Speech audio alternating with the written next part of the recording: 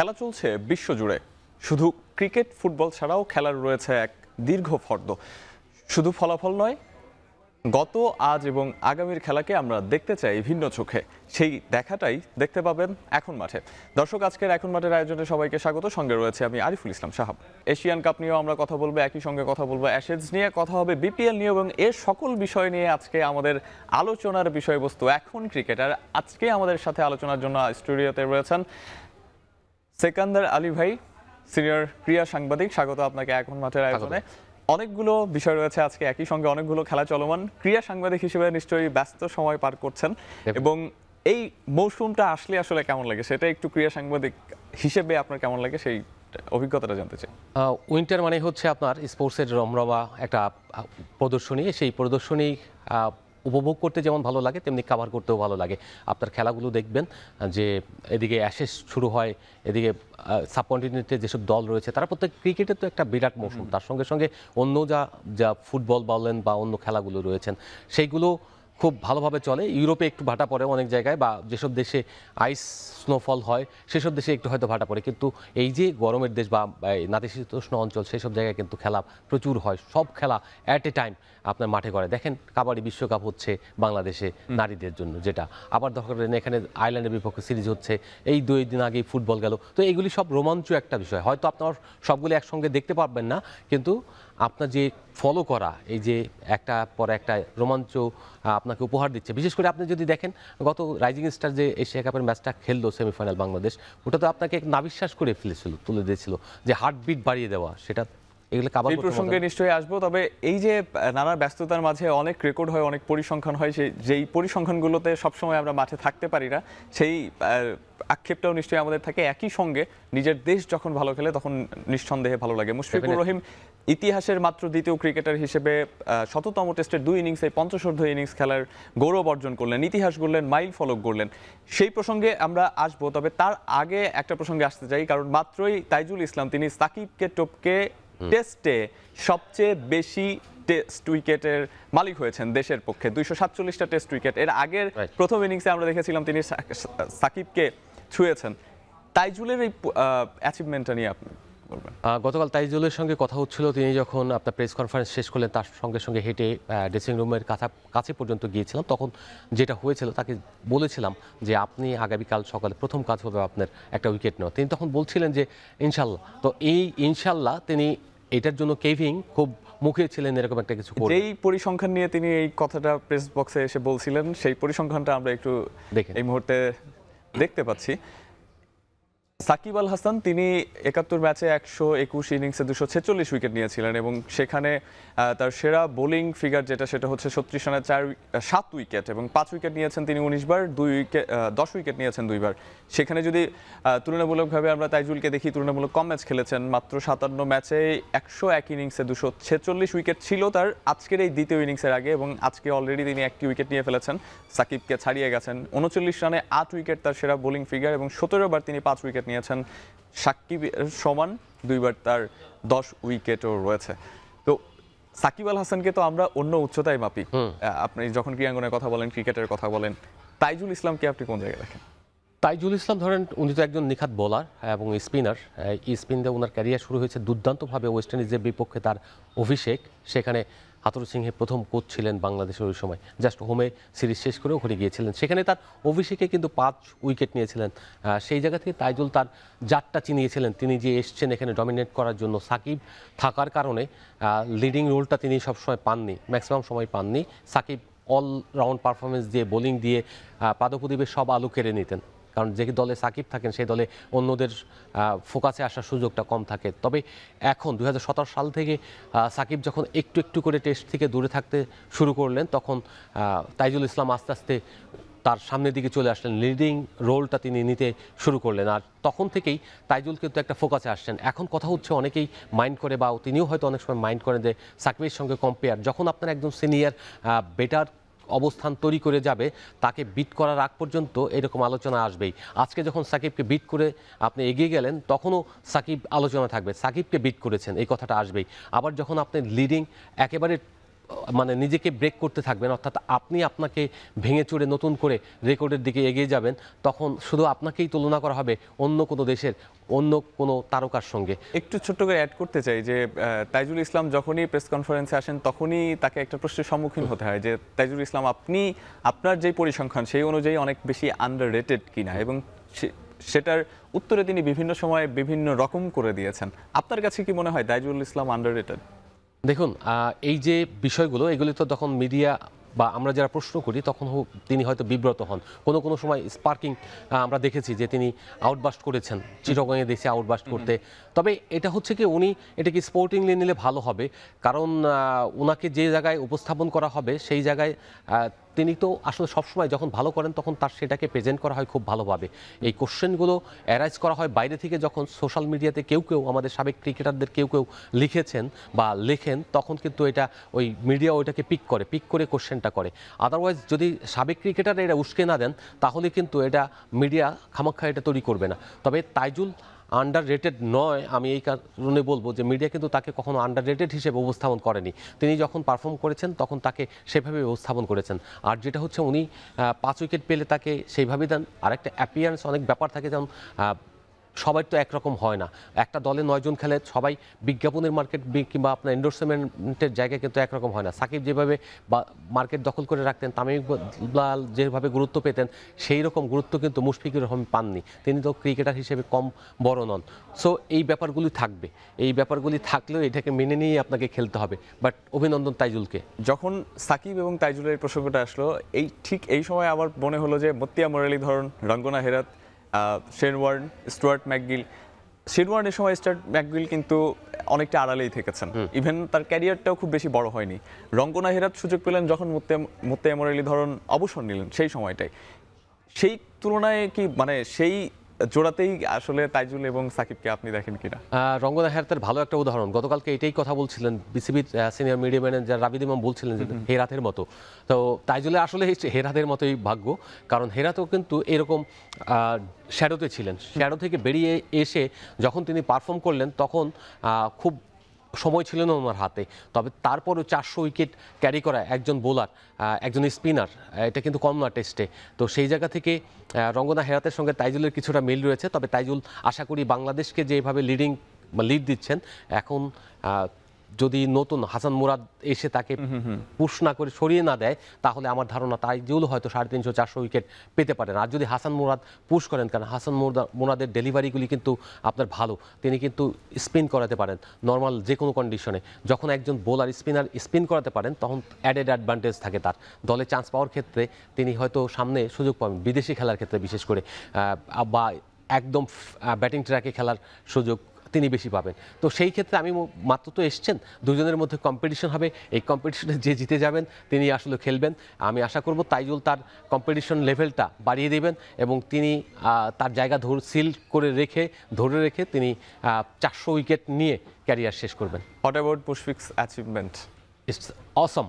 কারণ হচ্ছে আপনি যদি চিন্তা করেন, 100তম ম্যাচ, 100তম টেস্টে একটা শতক দিয়ে তিনি উদযাপন করতে পেরেছেন, এটা তো একটা বড় ব্যাপার। এমনিতেই বাংলাদেশের টেস্ট ক্রিকেট খুব বেশি খেলে না, 2 টেস্টের, এখন চ্যাম্পিয়নশিপ থাকার কারণে 2 টেস্টের সিরিজ খেলে। আপনার ইন্ডিয়া, পাকিস্তান কিংবা অন্য দেশগুলো 3-4 এরকম টেস্টের সিরিজও খেলে, কিন্তু বাংলাদেশের সেই সৌভাগ্য হয় না, কারণ এখান থেকে ভায়াবেল না। বেশি টেস্ট আয়োজন করতে গেলে ভায়াবেল হতে হবে। আর একটা জিনিস হচ্ছে, বাংলাদেশ ওই মানেরও খেলছে না, যে কারণে আপনাকে 4 টেস্টের সিরিজ আপনাকে বিদেশে অ্যাওয়ে সিরিজ খেলতে যাবেন, কিংবা কেউ এখানে এসে খেলবে আপনার সঙ্গে 4টা। তবে যে সময় বাংলাদেশ এই জায়গায় পৌঁছাবে তখন দেখবেন অন্যরা 10-12 বছরের মধ্যে শেষ করে এরকম অ্যাচিভ করবে। তবে 100 টেস্ট খেলেছেন, এই জন্য মুশফিককে অভিনন্দন। সেঞ্চুরি করেছেন সেজন্য অভিনন্দন, এবং আজকে যে সেকেন্ড ইনিংসে 50 করেছেন সেজন্য তাকে অভিনন্দন। কারণ তিনি যে মাইলস্টোনটা সেট করে যাচ্ছেন, এটা অন্যদের জন্য ইন্সপায়ারেশন, এবং অন্যদের এই বর্ডার লাইনটা ক্রস করতে হলে কী পরিমাণে পরিশ্রম করতে হবে সেটা তারা এখন বুঝতে পারবেন। মুশফিককে নিয়ে আরও কথা হবে, তবে এই মুহূর্তে একটা ছোট্ট বিরতির সময় হয়ে এলো। এখন মাঠের এই পর্যায়ে নিচ্ছে একটা বিরতি, ফিরছি কিছুক্ষণের মধ্যে।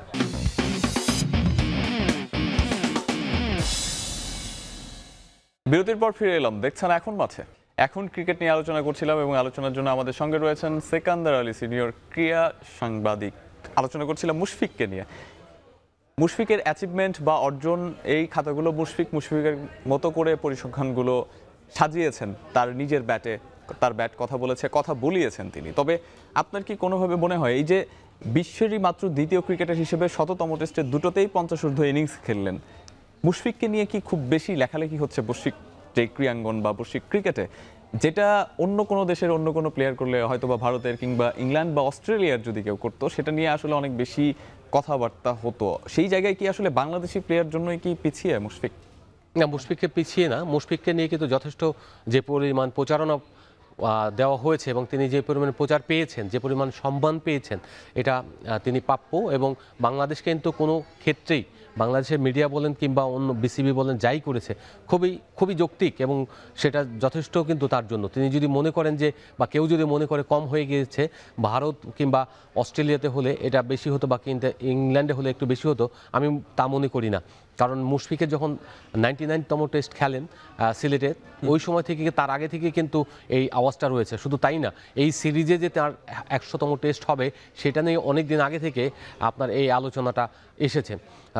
আর যেটা বললেন সেটা এইরকম ক্রিকেটীয় বিষয়গুলোতে যারা কখনো মাইল ফলক পায় কিংবা অ্যাচিভ করে, সেই সব ক্ষেত্রে ইংল্যান্ড আর ইন্ডিয়ায় কিন্তু সবচেয়ে বেশি প্রচার হয়। আর বাংলাদেশে কিন্তু অন্য অস্ট্রেলিয়া কিংবা সাউথ আফ্রিকা ওইসব দেশগুলিতে দেখেন, নিউজিল্যান্ডে তারা আসলে প্রচারটাই ওইরকম পায় না, বরঞ্চ আমরাই ওদের প্রচারটা বেশি করি। তো সেই জায়গা থেকে আমি বলবো যে মুশফিক যেহেতু আমাদের প্রথম, এই প্রথমের যে কোনো প্রথমের কিন্তু একটা সেলিব্রেশন আলাদা থাকে, ইমোশন আলাদা থাকে।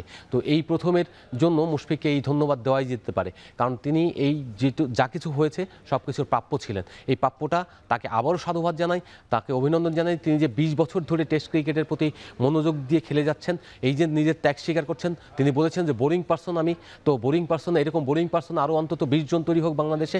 আমি চাইবো যে বাংলাদেশের ক্রিকেট সমৃদ্ধ হোক এবং বিশ্ব লেভেলে বাংলাদেশকে অনেক উপরে নিয়ে যাবেন। বাংলাদেশ ক্রিকেটের সমৃদ্ধির কথা বলছিলেন, মুশফিকরা ডেফিনেটলি সেই জায়গায় অগ্রজের ভূমিকায় আছেন। এখন বাংলাদেশ ক্রিকেটকেই পথ দেখাচ্ছেন, আর এই পথ যারা অনুসরণ করছেন তারা এই মুহূর্তে রাইজিং স্টার এশিয়ান কাপে রয়েছেন এবং সেখানে ভারতকে হারিয়ে ফাইনালে পৌঁছে গেছে বাংলাদেশ এ দল, এবং সেই দলটাকে আকবর আলীরা নেতৃত্ব দিচ্ছেন। আমরা এই তাদের যেই পুরো যাত্রাটা রাইজিং স্টার এশিয়ান কাপে, সেই যাত্রাটা একটু দেখে নিব এবং সেই যাত্রাটাই যেভাবে পরপর এসেছে, প্রথমে বাংলাদেশেরটা আমরা দেখে নিতে চাই। বাংলাদেশের কথা যদি বলি, এখন পর্যন্ত তারা যেই কয়েকটা ম্যাচ খেলেছে, মাত্র একটি ম্যাচে হেরেছিল। বিশেষ করে আমি যদি গ্রুপ পর্ব থেকে সেমিফাইনাল পর্যন্ত বলি, হংকংয়ের বিপক্ষে 8 উইকেটে জয় পেয়েছে, সেখানে হাবিবুর রহমান দারুণ একটা ইনিংস খেলেছেন। আফগানিস্তানের বিপক্ষে 8 উইকেটের জয়। শ্রীলঙ্কার বিপক্ষে কিন্তু বাংলাদেশ দল হেরে গেছে, যেই শ্রীলঙ্কা ফাইনালের দৌড় থেকে কিন্তু পিছনে পড়ে গেছে, ছিটকে গেছে। ভারত দল সুপার ওভারে ভারতের সাথে জয়ী হয়েছে, এবং সুপার ওভারের কথাটা যখন আসলো সেটা দিয়েই আসলে শুরু করতে চাই। এই যে শেষ বলে যেই নাটকীয়তা, আকবর আলীর সেই মানে একেবারেই সেটাকে মনে হয় না কোনোভাবেই সংজ্ঞায়িত করা যাবে। তিনি যে ভুলটা করেছেন, তিনি প্রেস বক্সে এসে ক্ষমাও চেয়েছেন। পরবর্তীতে সুপার ওভারে যেই ঘটনাটা ঘটলো, যে রিপন মন্ডল দারুণ বোলিং করলেন, 2 বলে 2টা উইকেট নিয়ে মাত্র 1 রানের টার্গেট, সেই টার্গেটে খেলতে নেবে ইয়াসির আলী, যিনি জাতীয় দলে খেলেছেন, তিনি যেই ব্লান্ডারটা করলেন, যেই মিস্টেকটা আমরা মুশফিক, মাহমুদুল্লাহদেরকে এর আগে করতে দেখেছি, এই তার মতো একজন অভিজ্ঞ প্লেয়ারের কাছ থেকে এরকম কিছু আশা করা যায় কিনা, এবং এই পুরো ঘটনাটার ব্যাখ্যাটা আপনি কিভাবে দেখছেন জানতে চাই। দেখুন, আমার কাছে মনে হয়েছে প্রথমেই সিলেকশন ভুল করেছে টিম ম্যানেজমেন্ট। আপনার যদি আকবর আলীকে ওখানে প্রথমেই পাঠানো উচিত ছিল, যদিও আকবর আলী ব্রেন ফেট ছিল কিনা তখন, কারণ তিনি যখন আপনার ওই 1 রান গ্লাভসে মানে থ্রো করলেন, ওই থ্রোটা না করে তিনি ব্রেন ফেড না হলে কিন্তু ওই থ্রোটা করতেন না, কিংবা অথবা ভেতরের যে তারা মানে একটা ভীতি বা জড়তা কাজ করে, সেই জড়তা থেকে তিনি ওটা করে থাকতে পারেন। কিন্তু ওই সময় তারপরে আমি মনে করি যে আকবর আলীকে জিজ্ঞেস করা উচিত ছিল ফার্স্টে, তুমি ফার্স্ট কলে যাবে কিনা। যদি ফার্স্ট কলে যে মানে ওখানে গিয়ে খেলতেন, তাহলে আমার মনে হয় আকবর আলী আবার ওই 6 মারতে যেতেন না। তো সেক্ষেত্রে আরেকটা যদি ইয়াসির আলী, যেটা হচ্ছে ইয়াসির আলী আপনার 1 রান লাগবে আপনার, কেন ভাই আপনার 6 মারতে হবে? কি বীরত্ব আছে 6 মারার মধ্যে? আপনি সিঙ্গেলস নেন না কেন? সিঙ্গেলস না নেওয়া তার মানে হচ্ছে আপনি ম্যাচিউরটি দেখিয়েছেন। সবচেয়ে খারাপ দিকটা হলো আমরা সবসময় হিরোইজম দেখানোর পছন্দ করি, যেটা হলো মুশফিকুর রহিম এবং মাহমুদুল্লাহ রিয়াদ 2016 সালের টি-20 বিশ্বকাপে করেছিলেন ভারতের বিপক্ষে, জেতা ম্যাচটা আপনারা হারিয়েছিলেন। সেই হিরোইজম এটা মনে হয় সবার ডিএনএর ভিতর ঢুকে গিয়েছে। আমরা সেম থিংস দেখেছি ওয়েস্ট ইন্ডিজের বিপক্ষে, আমরা যে ম্যাচটা টাই করেছিল এবং সেই টাই হওয়ার পরে সুপার ওভারে ওইরকম করতে গিয়ে, আপনার মারতে গিয়ে আপনার ক্যাচ হয়ে গেলেন। তো এই যে সৌম্য সরকার ওইটা করেছিল, ওইটা কিন্তু আমাদের জন্য ফ্রুটফুল না। আপনাকে শিখতে হবে যে যে কোনো মোমেন্টে সুপার ওভার কখনো খেলেননি বিধায় যে আপনাকে ওইটা প্র্যাকটিস করতে হবে তা না। তাহলে আপনাকে কি করতে হবে, আপনি বেসিকটা খেলবেন। আপনি যে 8 রান দরকার হলে 8 রান আপনি কীভাবে নিয়ে যায় সেটা চিন্তা করবেন। 1 রান দরকার, সেই জন্য আপনাকে ওই 6 মেরে 1 রান তো করার দরকার নেই। আপনি জাস্ট পুশ করেন, গ্যাপে ফেলেন বল, আপনি 1 রান নেন, বাস শেষ খেলা। ইয়াসির আলী রাব্বি তাকে এই সুপার ওভারে প্রথমেই ব্যাটিংয়ে পাঠানো, এইটাকে আসলে আপনি কিভাবে দেখেন, যেখানে আমাদের ওপেনার দুজন প্লেয়ার ছিলেন, জিসান আলম রয়েছেন, মেহরাব ভালো খেলেছেন, শেষের দিকে সে 18 বলে হাফ সেঞ্চুরি করেছেন, এই তাদের রেখে পারফরমারদেরকে রেখে রাব্বিও খেলেছেন 17 বলে 22 বা 25 রানের ইনিংস, কিন্তু স্ট্রাইক রেটের হিসাবটা যদি আমরা দেখি সেই জায়গাটাই কিন্তু তাদের আসার কথা। আপনি বলছিলেন আকবর আলীর কথা, যে যেহেতু 1 রান দরকার, সেই জায়গায় সেন্সিবল কেউ আসলেই ভালো হতো। ইয়াসির আলী রাব্বিকে হয়তো বা তারা মানে এইভাবে চিন্তা করেছে যে তিনি অনেক অভিজ্ঞ, জাতীয় দলে খেলেছেন, কিন্তু আমরা আসলে কি মানে শুধু শিখে যাওয়ার প্রসেসেই আছি, কিন্তু ভুল থেকে শিক্ষা নিচ্ছি না, ব্যাপারটা কি এরকম? অনেকটাই তাই। আপনি ধরেন ওনারা যখন সিলেকশন করেছেন, আমি জানি না তারা জিজ্ঞেস করেছিল কিনা কে যাবে ওপেন করতে, কে যাবে।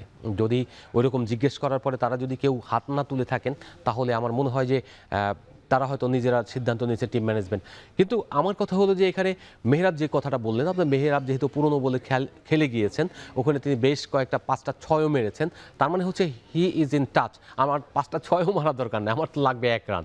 তো যখন ইয়াসির রাব্বিরে এক্সপেরিয়েন্স কন্টেন্ডারকে পাঠিয়েছেন, তো ক্যান্ডিডেট তার উচিত ছিল যে জাস্ট আমি 1টা রান নেব, আমি আর কিচ্ছু করব না। তো এই জায়গা থেকে একটা সিলেকশনের ব্যাপারে যদি বলেন, আপনার এই 1 রানের জন্য সিলেকশন ভুল বললেও দোষ হবে।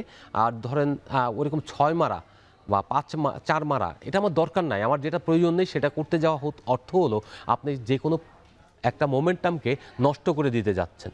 আপনি নষ্ট করে দিচ্ছেন। বিশ্বকাপের পরে আবারও বিশ্ব চ্যাম্পিয়ন করেছেন আকবর আলী, আবারও একটা শিরোপার দ্বার প্রান্তে তিনি।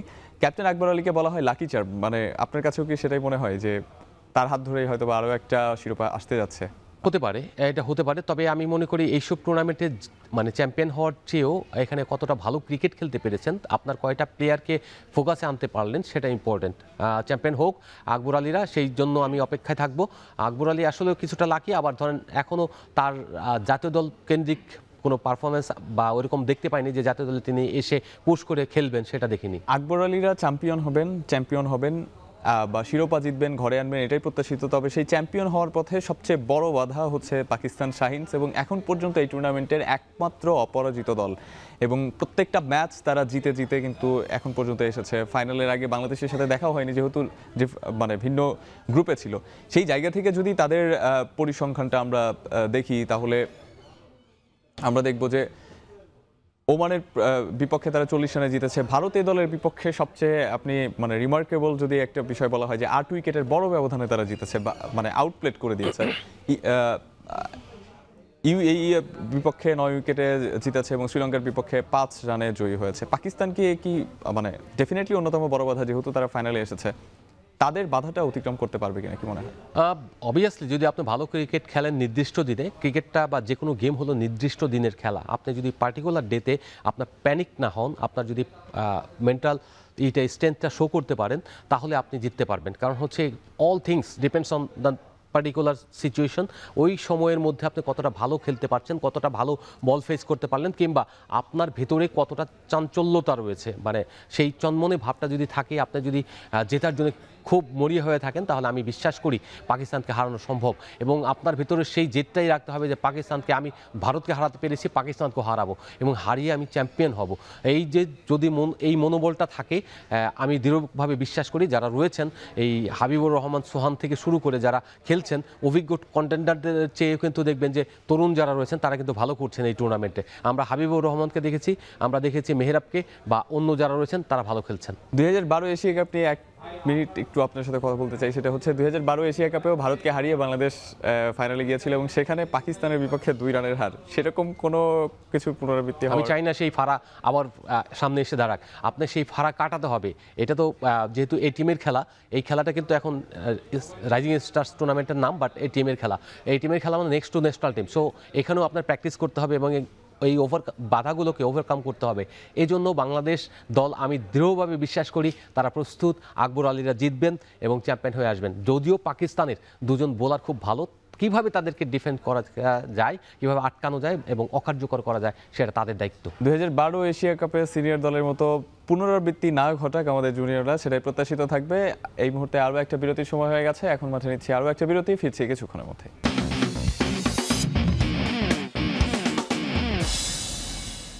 বিরতির পর ফিরে এলাম আবারও, দেখছেন এখন মাঠে।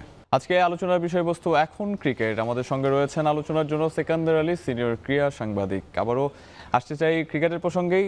আলোচনা হচ্ছিল দেশের ক্রিকেট নিয়ে, অগ্রজ এবং অনুজরা কী করছে সেই বিষয়গুলো নিয়ে আলোচনা করছিলাম। মিরপুর টেস্ট চলছে, আগামীকাল রাইজিং স্টার এশিয়া কাপের ফাইনালে মুখোমুখি হবে পাকিস্তান এবং বাংলাদেশ। সেই বিষয়গুলো নিয়ে তো কথা হলোই, তবে ক্রিকেটের কথা যখন আসে তখন ঘুরে ফিরে সবচেয়ে ঐতিহাসিক সিরিজগুলোর মধ্যে অ্যাশেজের কথা নিশ্চয়ই আসবে।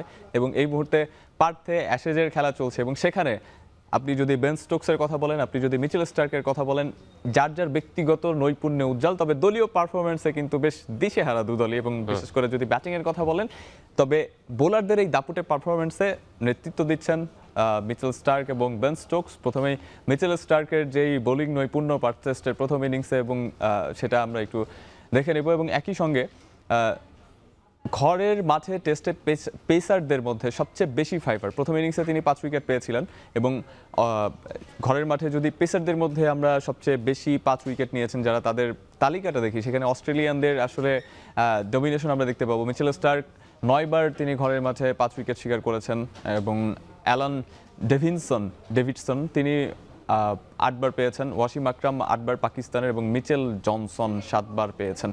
তো এর পরবর্তীতে আমরা যদি বেন স্টোকসের বিষয়টা একটু দেখতে যাই, তাহলে ইংল্যান্ডের অধিনায়ক হওয়ার পর তার পারফরমেন্সটা অনেক আসলে কি বলবো ফ্লারিশ করেছে, এবং ব্যাট হাতে বল হাতে তিনি দারুণ পারফরমেন্স করে চলেছেন।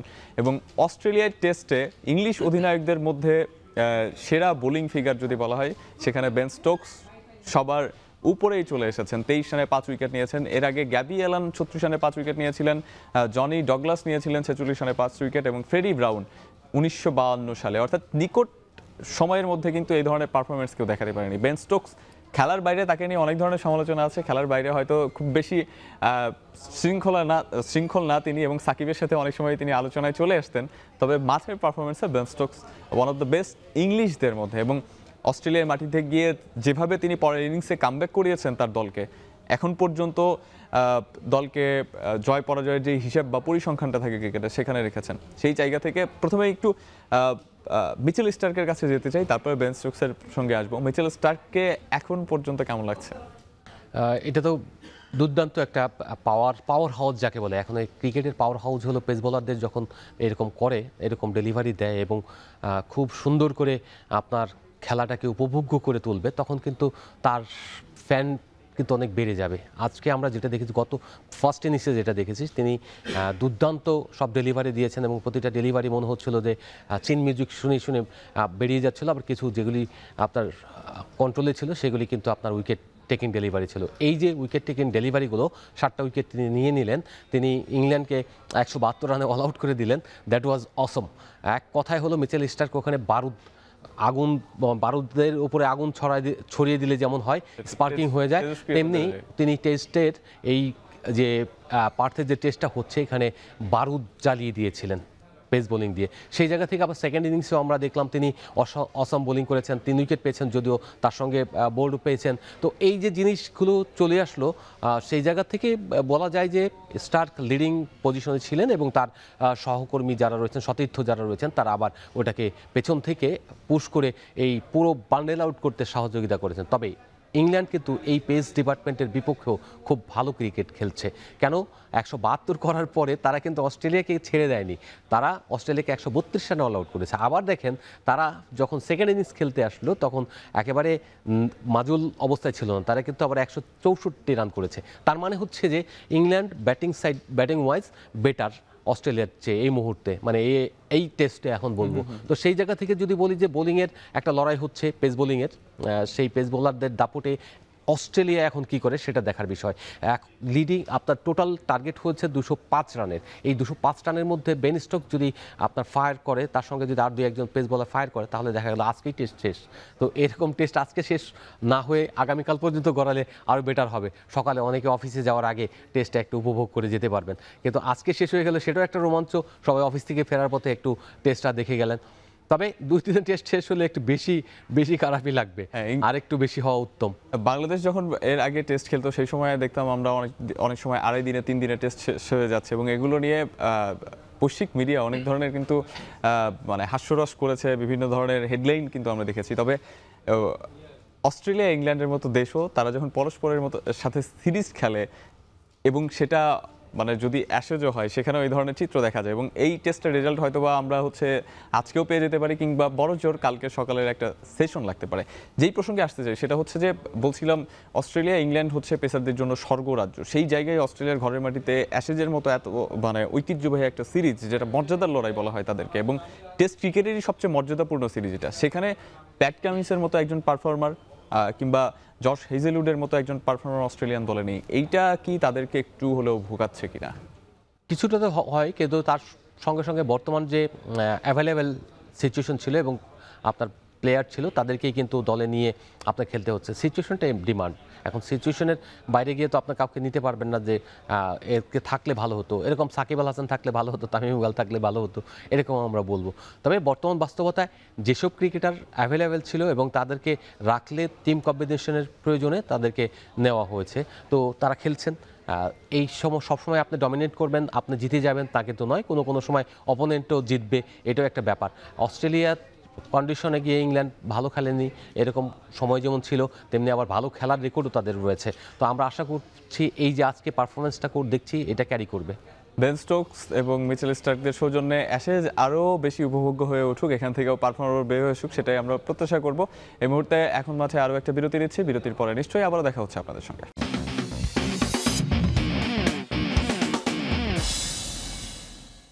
বিরতির পর ফিরে এলাম আরও একবার, এবং দেখছেন এখন মাঠে। আলোচনা করছিলাম এখন ক্রিকেটের বিভিন্ন বিষয় নিয়ে, তবে এবার বিপিএল এ ফিরতে চাই, কারণ বিপিএল সন্নিকটে, অন্তত বিসিবি তো সেটাই বলছে। কি বলেন সেকান্দার আলী ভাই? ডিসিপ্লিন আমরা যা দেখছি এখন, বা প্রেস রিলিজ যা দেখছি, তাতে মনে হচ্ছে বিপিএল খুব সন্নিকটে, কিন্তু আদৌ বিপিএল এর কোন দিকে যাচ্ছে এটা বোঝা মুশকিল, কারণ এখনও তারা কিন্তু ড্রাফটের একটা ডেট দিয়েছে 30, 3বার, এটা কিন্তু থার্ড টাইম আপনার পেছানো হলো। যখন 3টা ডেট হয়, একবার 18, তারপরে আপনার আবার 25 দেখলাম, আবার 30, অর্থাৎ এই যে পরিবর্তনগুলো, এই পরিবর্তনগুলো থেকেই বোঝা যায় তারা অগোছালো, এবং ওনারা কিন্তু এখনও প্রপার ডিসিশন কিংবা প্রপার যে এক গুছিয়ে করা, সেটা করার মতো অবস্থায় নেই। তাহলে এই বিপিএলে কি হবে আপনি আমাকে বলেন। সেটা তো আমাদেরও প্রশ্ন, এবং প্রশ্নগুলো বিসিবির কাছে রাখা হচ্ছে, সদুত্তরও পাওয়া যাচ্ছে না। আমরা ব্যাংক গ্যারান্টি যেই সেটা নিয়ে বিভিন্ন ধরনের সংকট আমরা শুনছিলাম, যে 2-1টি ফ্র্যাঞ্চাইজি দিতে পারলেও অনেকগুলো ফ্র্যাঞ্চাইজি দেয়নি। সেখান থেকে আবার শোনা যাচ্ছে যে ষষ্ঠ দলও আসতে পারে, মানে বিষয়টা আসলে কারেক্ট। আপনি যেটা বলছেন ব্যাংক গ্যারান্টির বিষয়টা হচ্ছে কি, ব্যাংক গ্যারান্টি আসলে কেউ দিতে চায় কিনা সেটা হলো একটা ব্যাপার। আরেকটা ব্যাপার হচ্ছে যে এখন দেখবেন যে সব কিছু বলবে না, দিয়ে দিয়েছে, চেক নিয়েছি, এই 5 কোটি টাকা দিয়েছে। ভাই প্রুফ করেন না, প্রুফ করে দেখান যে আপনারা এটা করেছেন। কিন্তু আলটিমেটলি হচ্ছে কি, এটার আপনি একটা বাংলাদেশ ক্রিকেটকে আবার কলঙ্কিত করতে যাচ্ছেন।